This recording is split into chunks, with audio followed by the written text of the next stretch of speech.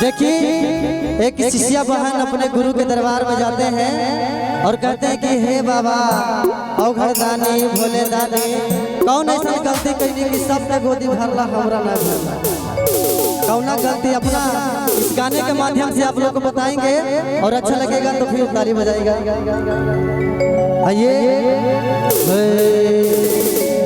रोज रोज शिव गुरु करहियो पूजा तोहर शिवा चर्चा जी।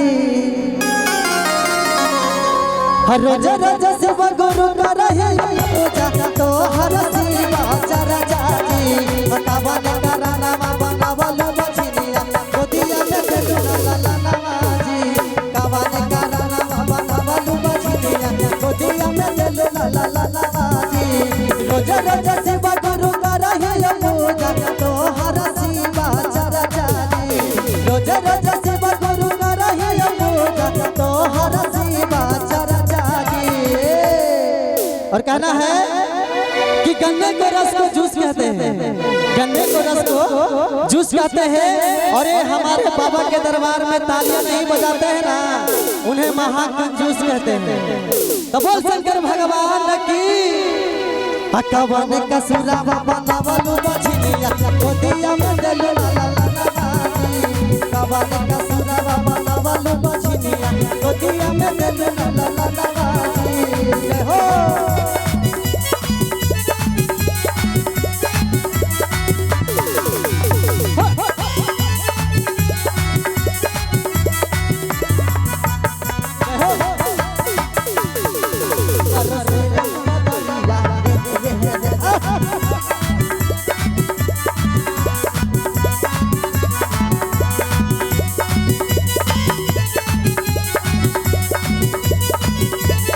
हो घूमते हुए ताली बजा के जय हो जय हो जय हो जय हो।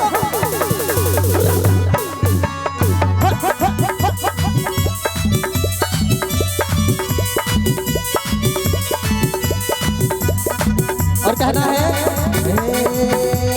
सास नदिया मरह को बाला कह तुला लक्ष्मी जी।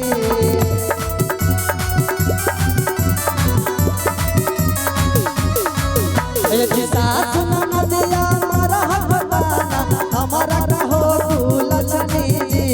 कवन कसुरा बनावलू बछिनिया गोदिया में देलू ला ला ला जी। कवन कसुरा बनावलू बछिनिया गोदिया में देलू ला ला ला जी। जय हो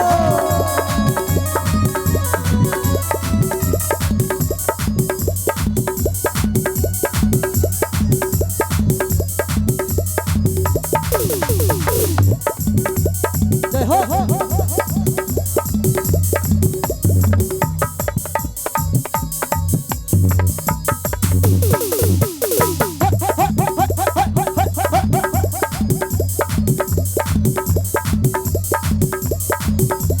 भैया हरिंदर नील मदीनी देलख नदीना गोदिया नवाजी। भैया हरिंदर नील मदीनी देलख नदीना गोदिया नवाजी। कवन कसुरा बनावलू बछिनिया गोदिया में देलू ला ला ला जी। कवन कसुरा बनावलू बछिनिया गोदिया में देलू ला ला ला जी। रोज रोज शिव गुरु करहियो पूजा तोहर शिवा चर्चा जी। रोज रोज शिव गुरु करहियो पूजा तोहर शिवा चर्चा जी। कवन कराना बनावलू बछिनिया गोदिया में देलू ला ला ला जी। कवन कराना बनावलू बछिनिया गोदिया में देलू ला ला ला जी। कवन कराना बनावलू बछिनिया गोदिया में देलू ला ला ला जी। कवन कराना बनावलू बछिनिया गोदिया में देलू ला ला ला जी। कवन कराना बनावलू बछिनिया गोदिया में देलू ला ला ला जी।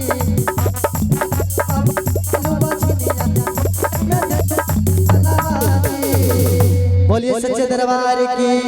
अच्छा लगा ताली बजाएंगे दीदी। वाह वाह वाह वाह वाह।